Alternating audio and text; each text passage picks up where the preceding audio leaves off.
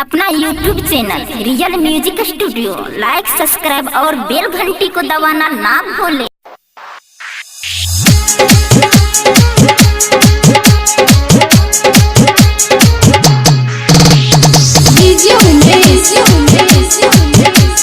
सुखीपुर बाजार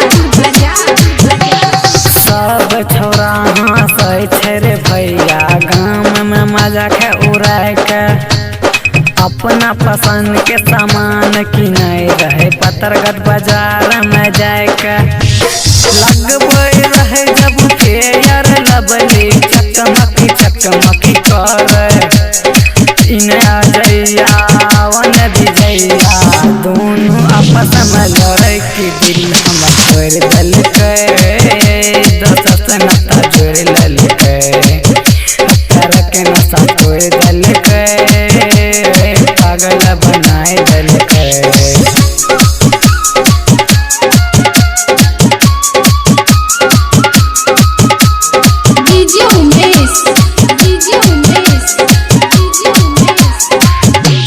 सुखीपुर बाजार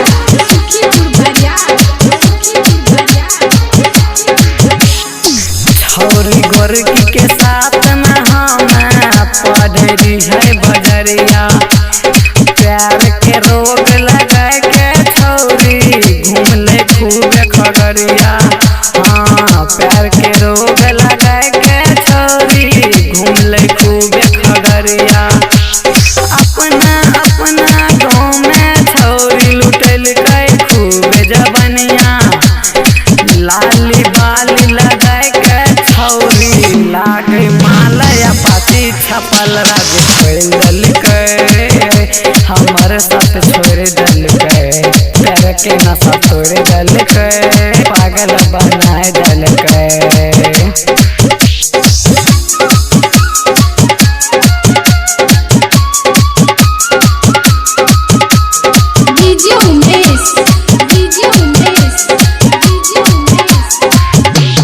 सुखीपुर बाजार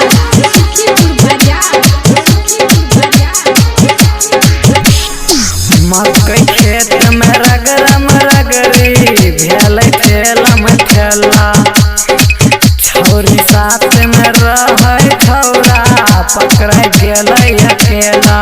हाँ छौरी साथ में रहे छौरा पकड़ा गेलै अकेला।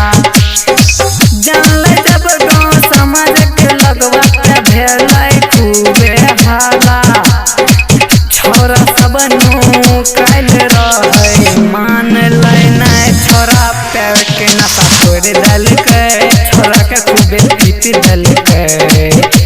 संजीव के संग छोड़ गेलै